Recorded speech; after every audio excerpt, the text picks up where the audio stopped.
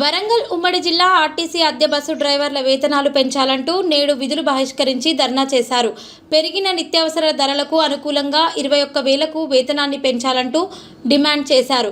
Warangal 1 depot, 2 depot, Hanumakonda depot అద్దె బస్సుల డ్రైవర్లు విధులను బహిష్కరించారు. గత కొన్ని సంవత్సరాలుగా 17,000 వేతనాలతో విధులు నిర్వహిస్తున్నామని, వేతనాలను పెంచి అద్దె బస్సు డ్రైవర్లకు ఉద్యోగ భద్రత కల్పించాలంటూ డిమాండ్ చేశారు.